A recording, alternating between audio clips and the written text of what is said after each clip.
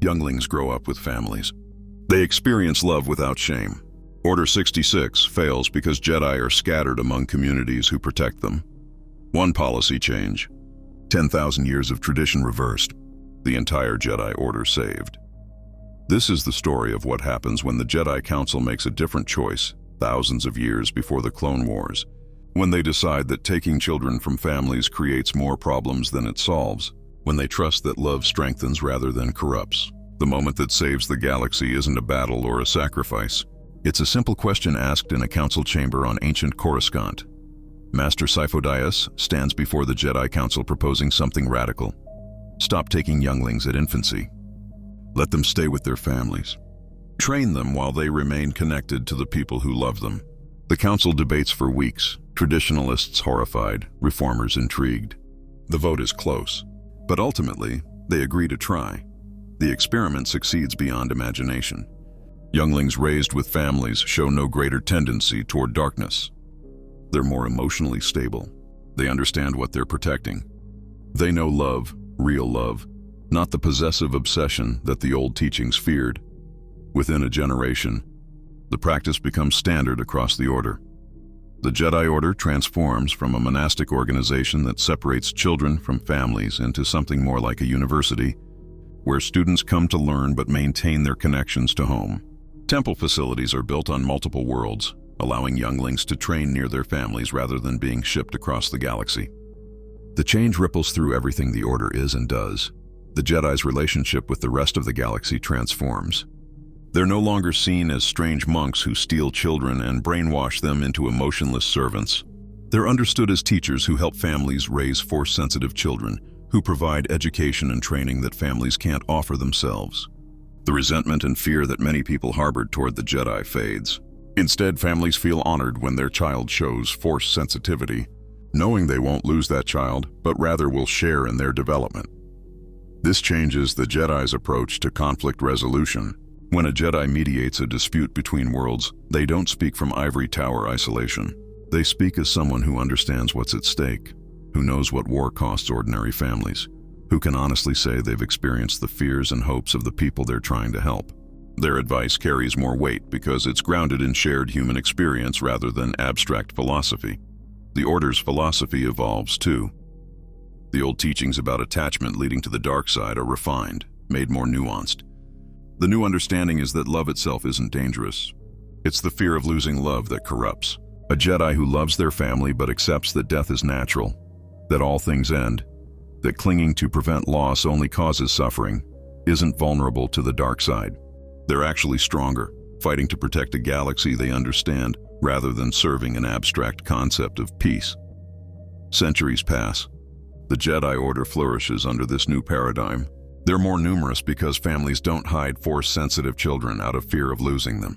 They're more diverse because younglings from all cultures maintain their heritage rather than being homogenized into temple culture. They're more effective because they understand the galaxy they serve. And crucially, they're more resistant to the manipulations that will one day threaten their existence. When Anakin Skywalker is discovered on Tatooine by Qui-Gon Jinn, the interaction plays out very differently. In the original timeline, Anakin is torn from his mother, told he's too old to be trained, made to feel that his love for Shmi is a weakness he must overcome. The trauma of that separation, the guilt of leaving her in slavery, the fear of losing her, all of it feeds the darkness that Palpatine will later exploit. In this timeline, Qui-Gon's offer is different. He doesn't tell Shmi that Anakin must leave her forever. He explains that Anakin has extraordinary potential, that he needs training the Jedi can provide, but that this training doesn't mean abandoning his mother. The arrangement is that Anakin will spend portions of each year at the Jedi Temple on Coruscant, learning control and technique, but he'll return to Tatooine regularly. And Qui-Gon, recognizing that leaving Shmi in slavery is unconscionable, uses his Jedi resources to buy her freedom. Shmi comes with Anakin to Coruscant. She's given a position at the temple, nothing glamorous but honest work that lets her support herself and be near her son.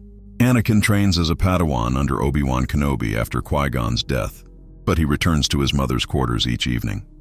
He experiences the normal development of a child growing up, the arguments and reconciliations, the gradual journey toward independence. the healthy process of becoming his own person while maintaining family bonds. This changes everything about Anakin's character. He's not an emotionally stunted young man desperate for connection, latching on to whoever shows him affection. He's a well-adjusted person who knows he's loved, who doesn't need to hide his feelings, who can process emotions in healthy ways because he was taught how. When he falls in love with Padme Amidala, he doesn't have to keep it secret. Jedi are allowed to marry in this timeline. Many do, balancing family life with their duties to the Order. Anakin and Padme's courtship is open, their marriage celebrated, their relationship healthy. When Padme becomes pregnant, Anakin is thrilled rather than terrified. He knows his mother will be an amazing grandmother. He knows the Jedi Order will support him as a father. He knows that his children will grow up loved and safe, trained in the Force if they're sensitive but never taken from their parents. There's no fear to exploit, no desperation to manipulate. When the visions come, when Anakin sees Padme dying in childbirth, his response is completely different. He doesn't spiral into panic, doesn't desperately seek power to prevent death. Instead, he talks to his mother about his fears. Shmi, who nearly died giving birth to him, who understands both the fear and the necessity of accepting what you cannot control, gives him wisdom that Anakin can actually accept because it comes from someone he trusts completely. She tells him that fear for loved ones is natural, that wanting to protect them is the sign of a good heart. But she also tells him that life and death are part of the natural cycle, that trying to prevent death at any cost is how good people become monsters, that love means wanting someone to live even if you're not there to see it. Her words echo what the Jedi teach, but coming from his mother, they resonate in ways that abstract philosophy never could. Anakin meditates on this wisdom. He talks to Obi-Wan about his visions, because in this timeline, Jedi don't hide their personal struggles out of fear of judgment. Obi-Wan, who is married himself and understands the fear of losing a spouse, provides practical advice alongside philosophical guidance. He reminds Anakin that visions show possibilities, not certainties, and that the future is always in motion. He helps Anakin understand that the best way to protect Padme is to trust in the Force and in the medical professionals who will attend her birth. When Chancellor Palpatine approaches Anakin with his seductive offers of power over death, Anakin's response shuts down the manipulation before it can begin. He's not a desperate, isolated young man vulnerable to promises of forbidden power. He's a stable adult with a support system, a family, a community. Palpatine's tactics, honed over decades to exploit the old Jedi Order's emotional dysfunction, find no purchase. But Palpatine doesn't give up. He's been planning this for too long, invested too much, to let one setback stop him. If he can't corrupt Anakin, he'll have to accelerate his timeline, execute Order 66 before he has his Sith apprentice in place. It's not ideal. He wanted Anakin as his enforcer, wanted the symbol of the Chosen One serving the dark side. But Palpatine is nothing if not adaptable. He'll make do with what he has. The Clone Wars unfold much as they did in the original timeline. The Separatist crisis, the secret army, the Jedi becoming generals, all of it happens according to Palpatine's design. But there are crucial differences. The Jedi fighting in the Clone Wars aren't emotionally disconnected monks following orders. They're people with families waiting at home, with children they need to survive for, with spouses who will be devastated if they die. This changes how they fight, how they lead, how they relate to the clone troopers under their command. The clones notice the difference. When a Jedi general talks about fighting to protect families, to ensure children grow up free, it's not abstract. The general has a family. The general goes home between campaigns to hug their kids, to reassure their spouse, to remember what they're fighting for. The clones, bred and programmed but still human in ways the Kaminoans didn't intend, respond to this authenticity. The bonds between Jedi and clones deepen beyond mere professional respect into something approaching real friendship. This will prove crucial when Palpatine activates Order 66. The inhibitor chips still function, still compel the clones to execute their Jedi commanders. But the emotional bonds, the human connections, create resistance in ways Palpatine didn't anticipate. Some clones fight the programming, their loyalty to their Jedi generals warring with the compulsion to kill them. The hesitation even. Anakin Skywalker survives because he was on Coruscant when Order 66 activated, visiting his mother away from any clone units. When he feels the disturbance in the Force, when he senses Jedi dying across the galaxy, his first instinct is to protect his family. He races to find Padme, who is in the Senate building, and evacuates her before Palpatine can consolidate power.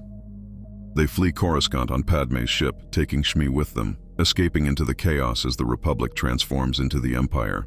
Obi-Wan Kenobi survives on Utapau.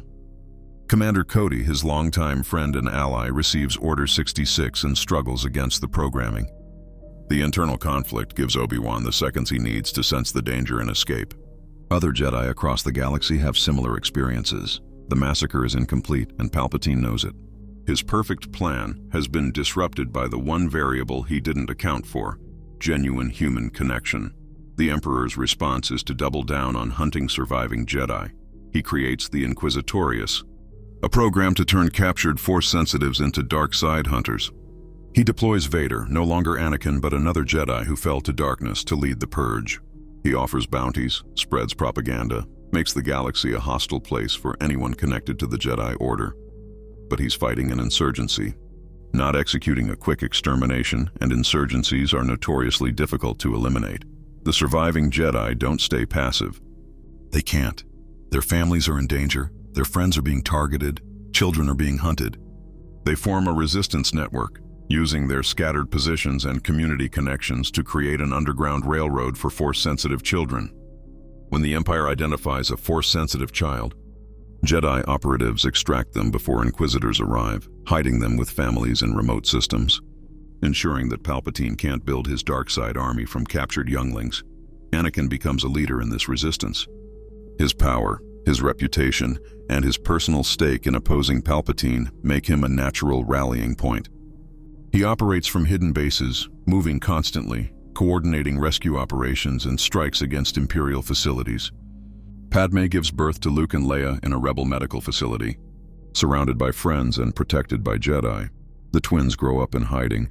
Yes, but they grow up knowing their parents, understanding what they're fighting for, training in the Force from infancy under their father's guidance. This changes Luke and Leia's entire trajectory. They're not farm boy and princess discovering their siblings after years of separation. They're twins who grow up together, training together, developing Force bonds that make them devastating when they fight in concert. They're not discovering their heritage as a shocking revelation. They know from the start that they're Anakin Skywalker's children, that their grandfather was a Jedi, that they're part of a legacy of service and sacrifice. The rebellion forms earlier in this timeline, catalyzed by the Jedi Resistance Network. The various cells of surviving Jedi, scattered across the galaxy but connected through the Force and through their family networks, create infrastructure that becomes the foundation of the Rebel Alliance.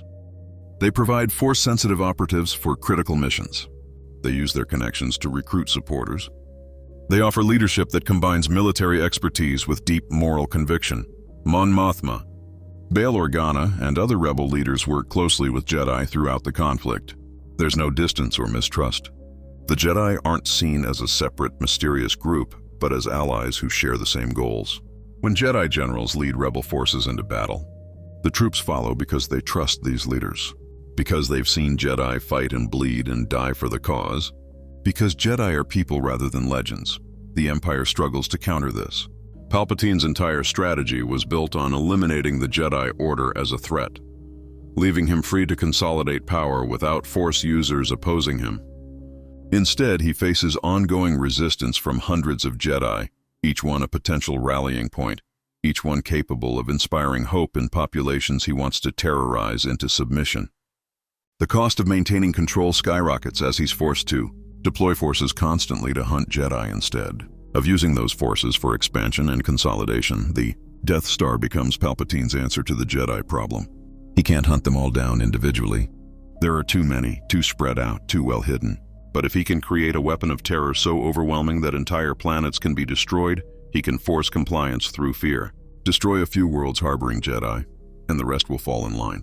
It's brutal, monstrous, but from Palpatine's perspective necessary to break the stalemate. The Battle of Yavin plays out very differently. When the Rebel Alliance learns of the Death Star, when they acquire the plans through a mission similar to Rogue One, but with Jedi operatives providing crucial support, the strategic situation is more favorable. The rebellion has multiple Force-sensitive pilots, not just Luke Skywalker. The attack wing includes a dozen Jedi Knights flying alongside conventional forces. using the Force to enhance their piloting, to coordinate maneuvers that would be impossible for non-Force sensitives. Luke still makes the final shot that destroys the Death Star, still trusts the Force in that crucial moment, still proves the power of faith over technology. But he's not alone. His sister Leia flies cover above him, protecting him from TIE fighters while he lines up the shot. Anakin, leading the attack from the Rebel Command Center, uses the Force to coordinate all the Jedi pilots simultaneously, creating a combat effectiveness that overwhelms Imperial defenses. The Death Star falls not because one farm boy got lucky, but because a coordinated force of Jedi and conventional pilots worked together in a display of what the rebellion represents. The victory at Yavin transforms the galactic political landscape. The Empire, revealed to be vulnerable, faces increased resistance across multiple sectors. The rebellion, proven capable of striking back effectively, sees recruitment surge.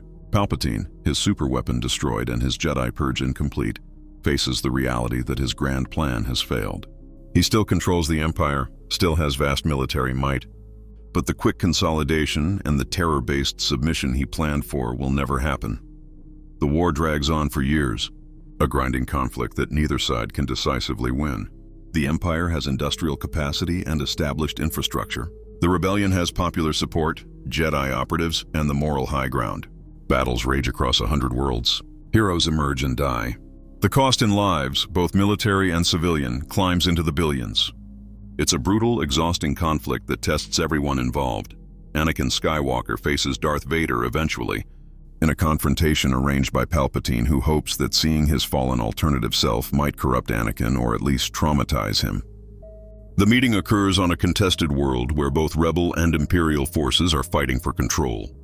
Vader and Anakin duel, their lightsabers clashing. Two possible futures for the same person made manifest. The fight is philosophically significant more than decisive. Vader represents what Anakin could have become if fear and attachment had consumed him, if he'd chosen power over love, if he'd let desperation drive him to darkness. Anakin represents what Vader could have been if he'd had support, if he'd been allowed to love openly, if the Jedi Order had trusted him. They're mirrors of each other, showing the paths not taken. Neither defeats the other. The battle ends inconclusively, both warriors wounded but surviving, both forced to retreat by the larger conflict around them. But the encounter changes both. Vader is shaken by seeing what he could have been, by facing a version of himself who chose differently. Anakin is sobered by seeing how close he came to that fate, how a few different circumstances would have led him down the same dark path. The war reaches its turning point not through a single battle but through accumulated victories and changing political realities. More systems defect from the Empire as Palpatine's atrocities become impossible to ignore. The cost of maintaining control grows until even the Empire's vast resources strain under the burden. Palpatine faces a reality that his Sith predecessors understood. You can rule through fear, but fear eventually breeds desperation, and desperate people become dangerous. The final battle occurs on Coruscant itself. The Rebel Alliance, grown into a true military force, launches an assault on the Imperial capital. It's not a quick strike like the Death Star. It's a massive campaign involving millions of troops, hundreds of ships, and a dozen Jedi leading key operations.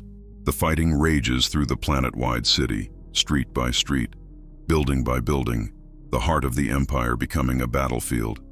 Anakin confronts Palpatine in the Imperial Palace. Luke and Leia are with him, the Skywalker family united against the Sith Lord who tried to destroy everything they represent. The battle is epic, testing all three to their limits. Palpatine is ancient, powerful, steeped in dark side knowledge accumulated over a century. But he's alone. The Jedi come from love, from connection, from the bonds that make them stronger together than they could ever be apart. The fight culminates with Palpatine attempting to corrupt Luke, offering him the same bargain he once offered Anakin: power to save those you love from death. Luke's response echoes his father's years ago, that love means accepting loss, that trying to control death only leads to... Others disagree. Some argue that the war years proved Jedi need to be warriors first, that family connections distracted from military duties, that a more traditional martial order would be more effective. Some want to return to taking younglings at infancy, arguing that the incomplete success of Order 66 means that scattering Jedi among the population creates vulnerabilities. The debates are passionate, sometimes bitter, testing the Jedi Order's newfound unity. The compromise that emerges maintains family connections but adds structure. Jedi academies are established on multiple worlds, allowing students to train near their homes. Younglings live with families but spend increasing amounts of time in communal training as they age, gradually transitioning from family environment to Jedi community. By the time students become knights, they're comfortable in both worlds, capable of operating independently but rooted in the connections that keep them human. This approach proves successful over the following decades. The New Republic grows and stabilizes. The Jedi Order expands, training hundreds of new knights, building temples on a dozen worlds, becoming once again the guardians of peace and justice they're meant to be. They're not perfect. No institution run by flawed people can be, but they're functional, trusted, integrated into the society they serve. Luke and Leia become prominent Jedi Masters, each taking different approaches that complement each other. Luke focuses on the spiritual aspects of the Force, teaching meditation and philosophy, helping students understand the deeper mysteries of the energy field that binds the galaxy together. Leia, who also pursues a political career, teaches Jedi how to operate in government, how to serve as advisors without dominating, how to balance Force abilities with democratic principles.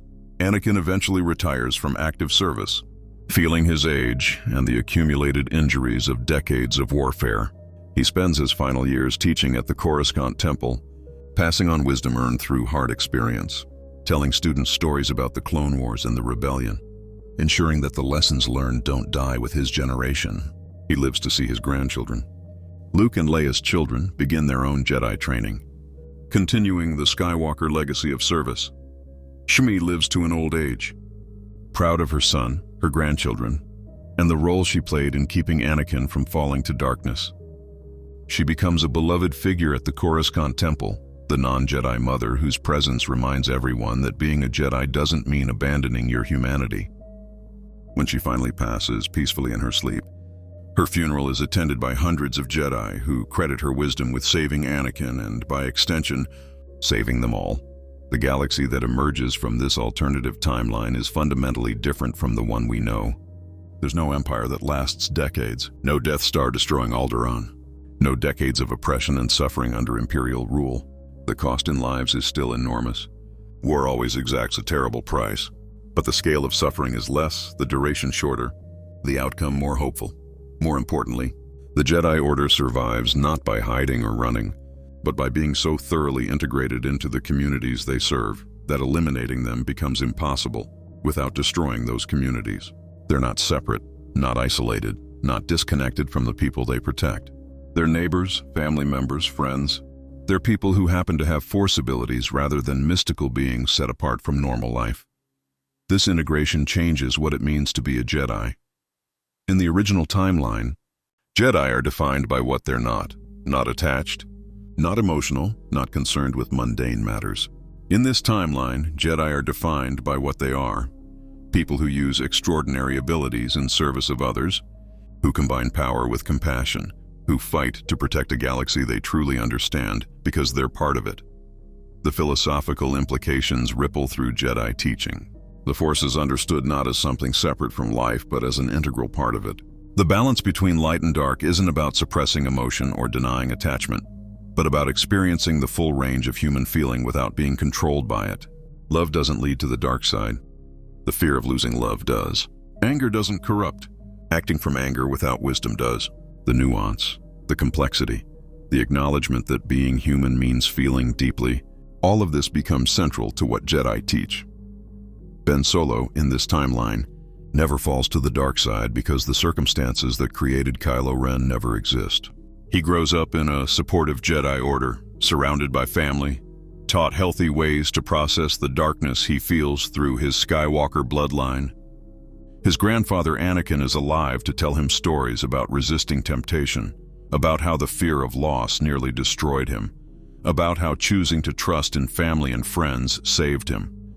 Ben becomes a capable Jedi Knight, eventually a master, his potential darkness channeled into determination to protect rather than twisted into rage.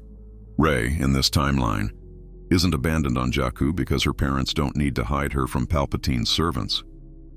She grows up with family, discovers her Force sensitivity through normal channels, trains at a Jedi Academy without the trauma of isolation and abandonment. Being Palpatine's granddaughter is still a burden, but it's one she shares with teachers who understand that heritage doesn't determine destiny, that you choose who you become regardless of who your ancestors were.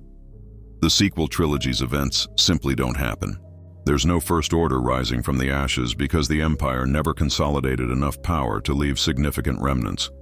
There's no Snoke corrupting Ben Solo because Ben grows up healthy and stable. There's no desperate search for Luke Skywalker on an isolated island because Luke never exiles himself after failing a student. The tragedy is prevented not through dramatic intervention, but through building a healthier society from the start. Decades pass, then centuries.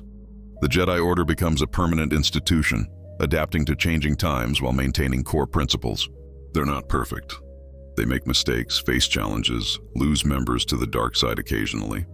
But they endure because they're resilient, because they're flexible, because they never forget that their purpose is service rather than power. Historians in this timeline study the ancient Jedi Order, the one that took younglings from families, that forbade attachment, that isolated itself from the galaxy. They analyze why that approach failed, how it created vulnerabilities that Palpatine exploited, how its rigidity prevented adaptation when adaptation was necessary.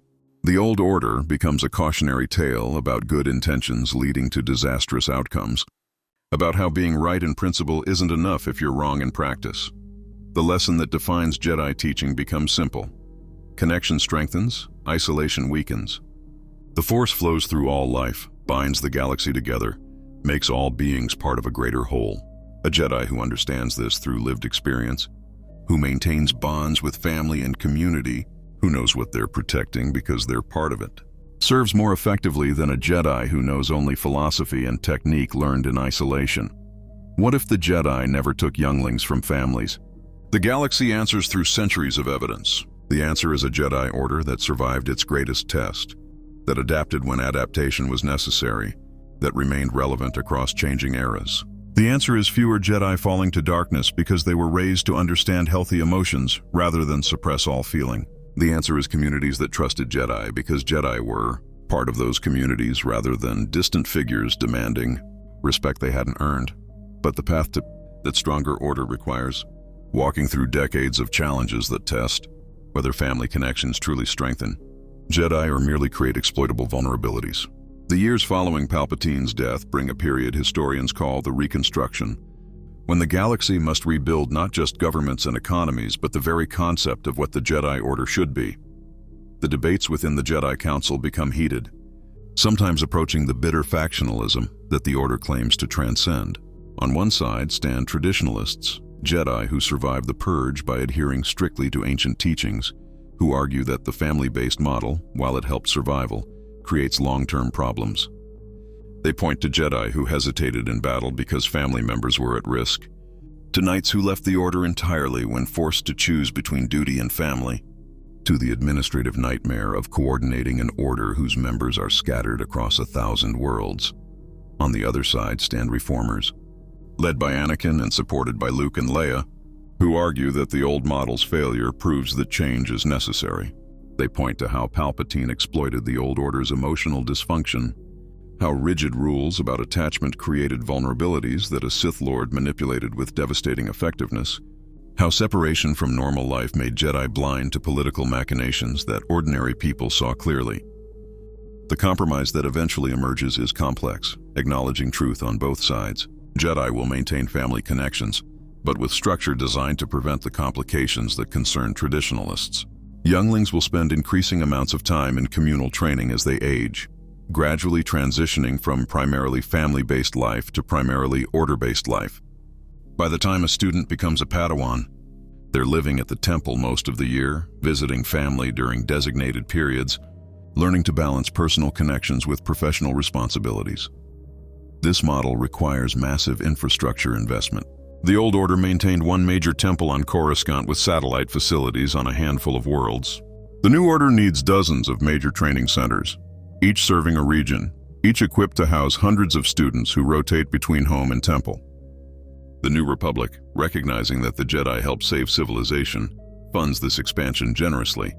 Within a decade, Jedi temples rise on Naboo, Alderaan, Corellia, Chandrila, Kashyyyk, and a dozen other worlds. Each temple develops its own character, reflecting the culture of its host world. The Naboo temple emphasizes art and philosophy, producing Jedi who are skilled diplomats and mediators. The Alderaan temple focuses on politics and governance, training Jedi to serve as advisors to democratic institutions. The Corellia temple emphasizes practical skills and independence, creating knights who excel at operating alone in dangerous situations. The diversity strengthens the order, ensuring that no single approach dominates, that multiple perspectives inform every major decision. Anakin takes charge of the Coruscant Temple, the symbolic heart of the order, where the most promising students from across the galaxy come for advanced training. He's in his 50s now, scarred by decades of war but also seasoned by experience, capable of teaching in ways that his younger self never could. His classes are legendary, combining technical instruction with personal stories, showing students not just how to use the Force but why it matters, what it means to be a guardian rather than a warrior. His teaching style is unconventional, frustrating to traditional masters who believe Jedi instruction should follow established patterns.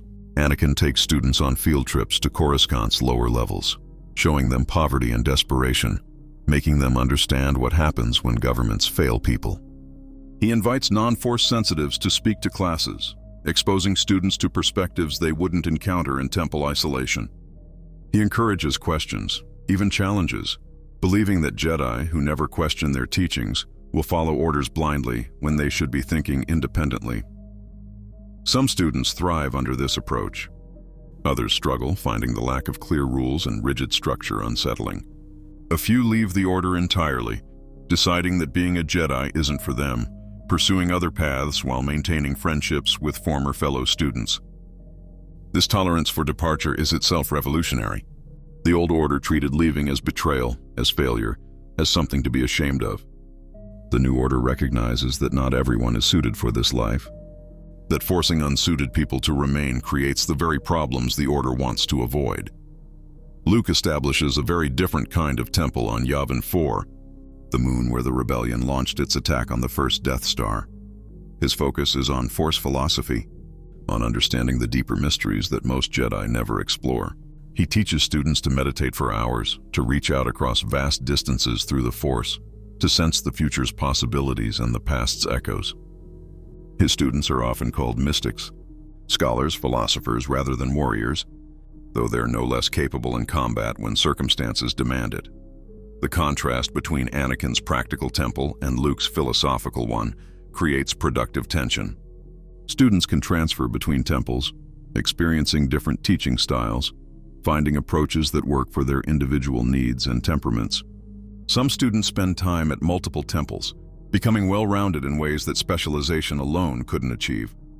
The flexibility, the acknowledgement that there are multiple valid ways to be a Jedi, prevents the dogmatism that contributed to the old order's fall.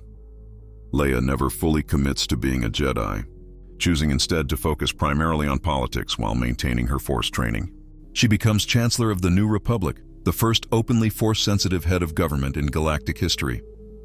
Her dual role as politician and Jedi creates both opportunities and complications. She can sense deception in ways that non-Force-sensitive leaders cannot, giving her advantages in negotiations and political maneuvering.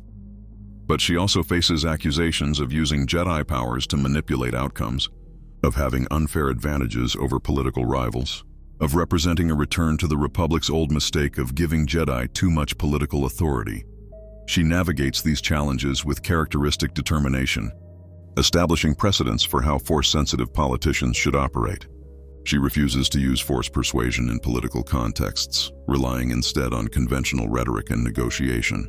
She recuses herself from debates about Jedi Order funding and authority, avoiding conflicts of interest. She maintains transparency about her Force abilities, neither hiding them nor flaunting them, normalizing the idea that Force sensitivity is a trait rather than a qualification for leadership. Her approach proves influential, creating a model for other Force-sensitive individuals who want to pursue careers outside the Jedi Order. Not everyone with Force abilities wants to be a Jedi Knight. Some prefer medicine or engineering or art, or any of the countless other paths available in a galaxy of trillions. The new order accommodates this diversity, offering basic Force training to anyone who needs it, certifying that they can control their abilities safely, then releasing them to pursue whatever life they choose. This openness creates both opportunities and risks. The opportunity is that Force-sensitive individuals become integrated throughout society, serving in roles where their abilities provide advantages, contributing to civilization in ways that being a Jedi Knight never would. The risk is that some abuse their abilities, using Force powers for personal gain, manipulation, even crime. The Order must develop an entire new discipline: Force regulation, monitoring individuals who trained at Jedi temples but chose other paths, intervening when someone misuses abilities in ways that harm others. The regulatory division becomes one of the Order's most controversial innovations. Critics argue that it makes the Jedi into police, into enforcers of conformity, into the very authoritarian structure they claim to have moved beyond.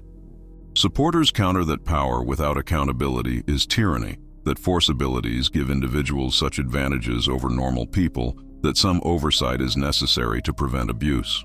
The debate never fully resolves, remaining a source of tension that each generation of Jedi must navigate. As the decades pass, as the generation that fought in the Clone Wars and the Rebellion ages into retirement and death, new challenges emerge that test the Order's evolution. The first major crisis comes when a charismatic Jedi Master named Tavian Axmis begins teaching that the family-based model has made Jedi too soft, too connected to mundane concerns, insufficiently devoted to the Force itself. She advocates for a return to the old ways, to taking younglings at infancy, to separation and isolation, arguing that the old Order's approach was correct in principle, even if flawed in execution. Tavian gains followers, particularly among younger Jedi who never experienced the old Order's failures, who see ancient tradition as wisdom rather than understanding it as calcified dogma that couldn't adapt. Her movement grows into a schism, threatening to split the Order, to undo everything that Anakin and Luke built, to recreate the exact conditions that allowed Palpatine to nearly exterminate the Jedi. The conflict comes to a head on Ossus, where Tavian establishes a separatist temple operating under old Order rules. She begins accepting younglings from families without parental consent, arguing that Force-sensitive children belong to the Order rather than to their parents, that the calling of the Force supersedes mundane attachments. The families whose children are taken appeal to the Jedi Council for help, creating a crisis that forces the Order to clarify its principles. Anakin, now in his 70s and officially retired but unable to stay out of a fight that matters this much, travels to Ossus to confront Tavian personally.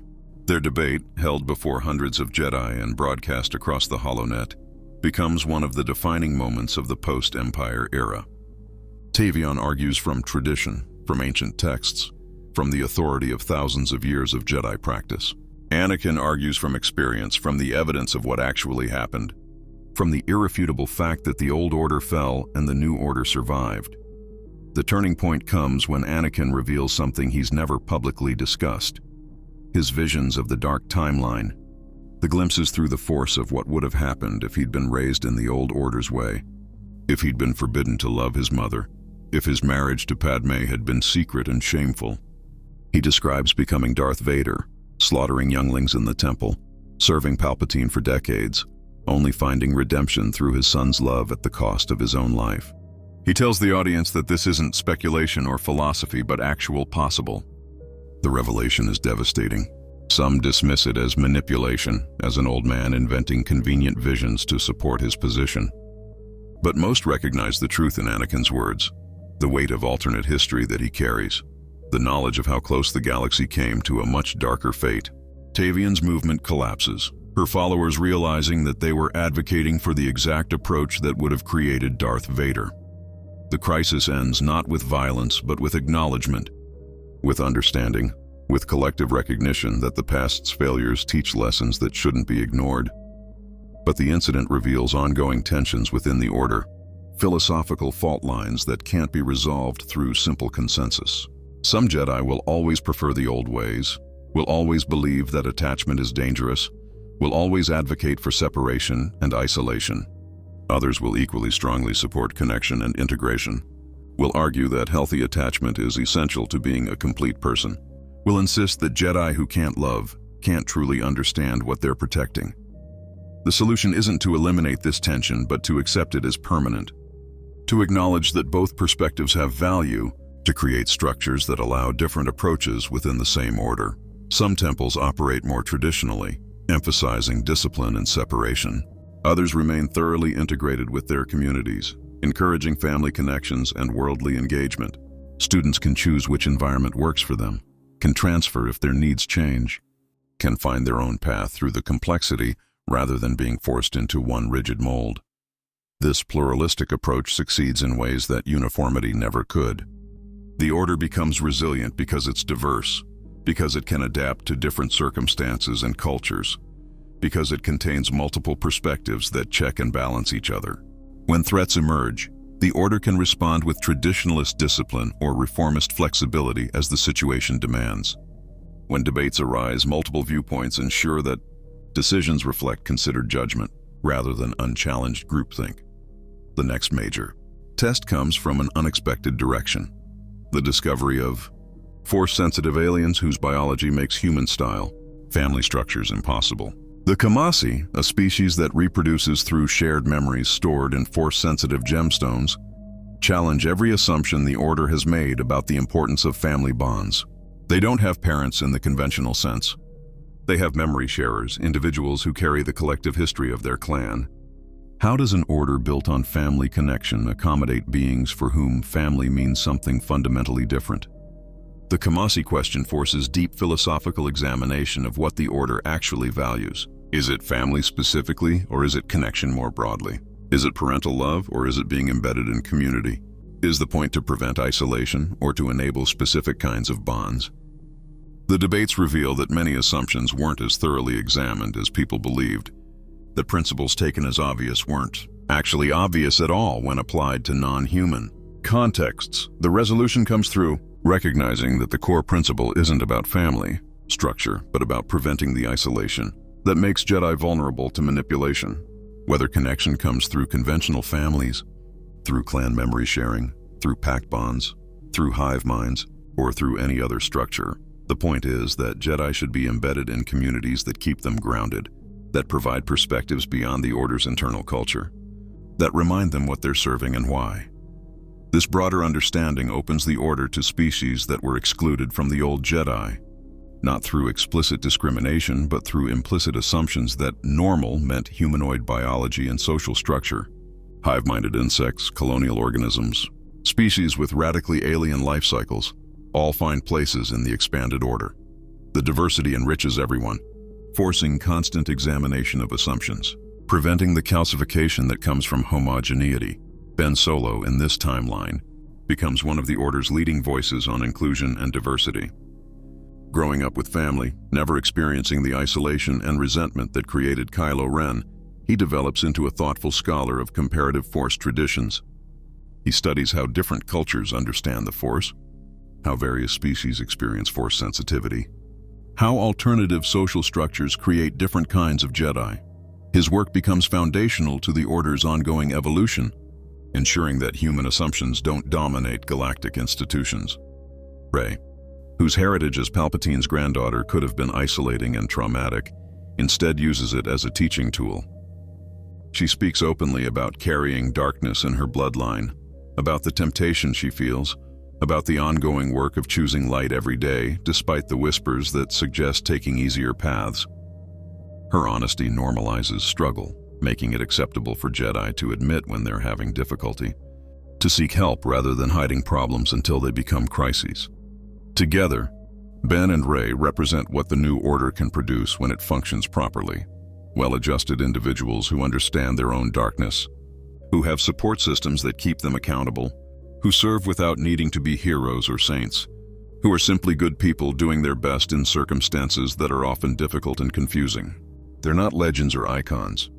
They're Jedi, and that's enough. The Yuuzhan Vong invasion, when it comes, tests whether the Order's family connections strengthen or weaken their ability to face existential threats. These extragalactic invaders, immune to Force sensing, wielding organic technology, fanatically devoted to their gods, represent exactly the kind of crisis that the old order might have handled better. Their immunity to precognition means Jedi can't sense them coming, can't predict their tactics, can't use their primary advantage. Traditionalists argue that this proves family connections are distractions, that Jedi need monastic focus to develop alternative techniques for fighting unsensible enemies, but the war proves them wrong. Jedi who maintain family connections fight harder because they know exactly what they're protecting, because they have specific people they need to survive for, because the war isn't abstract but deeply personal. The desperation that comes from knowing your children are in danger proves more effective than detached professionalism. Jedi develop new combat techniques not through calm meditation, but through urgent necessity, through the motivation that comes from love rather than duty. The war lasts 5 years, killing millions of civilians and thousands of Jedi. Every temple loses students.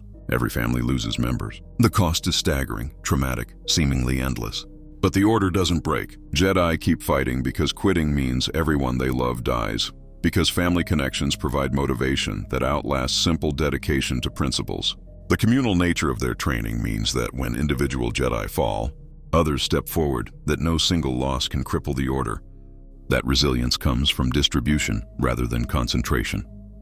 Anakin dies during the Yuuzhan Vong War, killed defending a civilian evacuation on Corellia. He's 78 years old, long past the age when most people retire from frontline combat, but he refuses to sit back while others fight. His death becomes a rallying point, a symbol of what Jedi represent, proof that service continues until your last breath. His funeral is attended by millions, Jedi and non-Jedi alike, mourning a man who saved the galaxy multiple times, who never stopped fighting for what he believed in, who died as he lived, standing between danger and those who needed protection. Luke takes over leadership of the Order, now in his 60s, bearing the weight of his father's legacy and his own decades of service. He's different from Anakin in temperament and approach, more philosophical and less confrontational, but equally dedicated to ensuring the Order remains true to its principles. Under his guidance, the Order weathers the war's final years, adapts to the post-war reality, and continues evolving to meet new challenges. The war's end brings another reckoning. The Yuuzhan Vong who survive, particularly younglings born during the invasion, face a choice: integrate into galactic society or face justice for their species' atrocities. The Jedi lead integration efforts, creating special programs for Force-sensitive Yuuzhan Vong children, teaching them that their abilities aren't curses but gifts, that using the Force doesn't offend the gods their parents worshipped. This work is delicate, often failing, sometimes dangerous.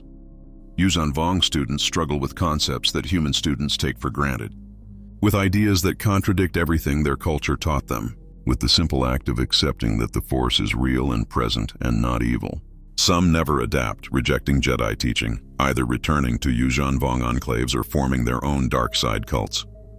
But others thrive, becoming bridges between their people and the galaxy, proving that even the most alien perspectives can find place in the Force's vastness. Rey specializes in teaching these difficult students, her own experience with carrying unwanted heritage giving her insight into their struggles. She develops techniques specifically for students from traumatic backgrounds, for younglings whose early experiences taught them that the Force is something to fear rather than embrace. Her work expands beyond Yuuzhan Vong to include any student from difficult circumstances, creating a support system that the old order never had, that prevents vulnerable younglings from being overlooked or lost. As decades pass, as Luke ages into his 80s and then 90s, the order he helped rebuild becomes firmly established. The debates about family connections largely settle, not through anyone winning, but through practical results making opposition untenable.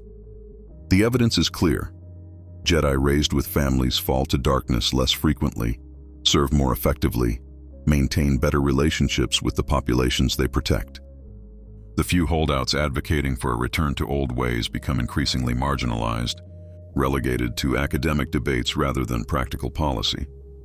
Luke's final years are spent writing, documenting everything he learned over 9 decades of life, ensuring that future generations understand not just what the Order does, but why.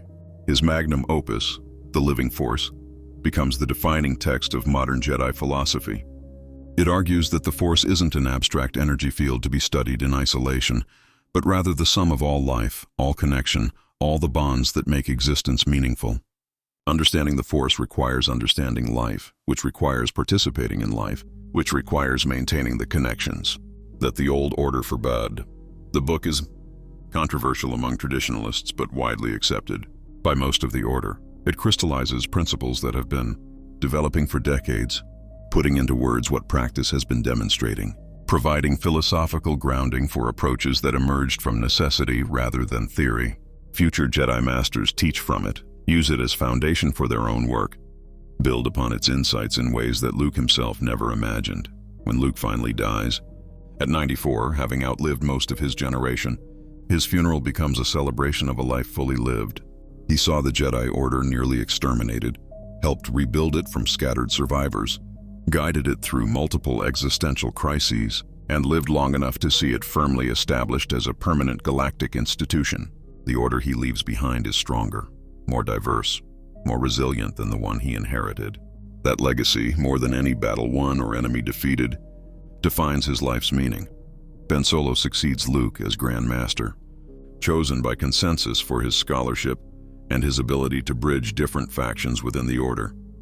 He's in his 60s, younger than Luke was when he took leadership, but old enough to have credibility, experienced enough to command respect, flexible enough to continue the Order's evolution. Under his leadership, the Order expands into regions it never reached before, establishes temples and systems the old Order ignored, continues demonstrating that Jedi serve the entire galaxy rather than just the core worlds. The next major crisis comes not from war or invasion, but from technology. The development of force-dampening fields, technology that suppresses Force abilities within a specific area, creates weapons that can neutralize Jedi advantages. Criminal syndicates use them to operate without interference. Corrupt governments employ them to suppress dissent among Force-sensitive populations. A few extremist groups advocate for universal Force dampening, arguing that Force users have unfair advantages that make democratic society impossible. The crisis forces examination of fundamental questions about the Jedi's role in society. Are they servants of democracy or a separate power that operates outside democratic control? Should they have special status and authority, or should they be subject to the same laws as everyone else? If Force dampening can neutralize their abilities, are they truly necessary? Or have they been coasting on mystique and tradition rather than providing actual value? The debates are contentious, sometimes bitter, exposing tensions that have existed since the Republic's founding. Some Jedi advocate for banning Force-dampening technology entirely, arguing it's inherently anti-Jedi and therefore should be illegal. Others argue that would prove critics right, that Jedi demanding special protection demonstrates exactly the kind of arrogance that makes people distrust them. The Council is divided, reflecting broader divisions within society about the proper relationship between Force users and everyone else. Ben navigates this crisis by refusing to demand special treatment, by accepting that Force dampening has legitimate uses, by working to regulate rather than ban the technology. The compromise establishes that Force dampening can be used in specific contexts with judicial oversight, but cannot be deployed broadly or against specific individuals without due process. It's not a perfect solution. No solution to such fundamental tensions can be perfect, but it's workable, establishing precedents for how these issues will be handled in the future. The resolution reinforces a principle that defines the modern order, that Jedi serve at the pleasure of the society they protect, that they have no inherent right to authority or special status, that their role exists because people choose to maintain it, rather than because some ancient tradition mandates it. This humility, this acceptance of accountability, makes the order stronger by making it legitimate in ways that the old order's assumed authority never was. As the century turns, as the Republic celebrates its 100th anniversary since the Empire's fall, the Jedi Order reflects on what it has become. It's larger than the old order ever was, with thousands of knights serving across the galaxy. It's more diverse, including dozens of species and hundreds of different cultural approaches to the Force. It's more integrated into society, with Jedi serving in roles from combat to medicine to education to art. And crucially, it's more resilient, distributed across hundreds of worlds, rooted in communities that will protect it, structured to survive even if major temples are destroyed. The Order isn't perfect. It faces ongoing challenges, makes mistakes, loses members to darkness or disillusionment. But it endures because it learned from history. Because it adapted when adaptation was necessary. Because it chose connection over isolation and proved that choice correct through generations of practice. The younglings training at temples across the galaxy, growing up with families who love them, learning that being a Jedi means serving others, represent the fulfillment of what began centuries ago with a simple question: what if we didn't take children from their families? The answer, proven across generations, is an order that's stronger, healthier, more effective, and more trusted than the isolated monks who preceded them. What if the Jedi never took younglings from families? The galaxy answers with an order that survived when the old order fell, that adapted when rigid tradition would have meant extinction, that proved connection strengthens rather than weakens those who serve the Force. The answer is written in the lives of thousands of Jedi who know both duty and love, who understand what they protect because they're part of it, who serve not from detached obligation, but from genuine connection to the galaxy they call home. One policy change, made in ancient times, cascades through history to save civilization, not through dramatic battles or powerful individuals, but through recognizing a simple truth, that people who understand love can better protect it, that guardians who have something to lose fight harder than those with nothing but abstract principles, that the Force flows through all life and can't be fully understood by those who separate themselves from life's messy, beautiful, painful reality. The Jedi Order stands, stronger than ever, testament to the power of connection. And across 1,000 worlds, younglings hug their parents before heading to temple, knowing they're loved, knowing they'll return home, growing into Jedi who understand what the old order forgot, that attachment doesn't lead to darkness, that fear of attachment does, and that the solution is learning to love wisely rather than refusing to love at all.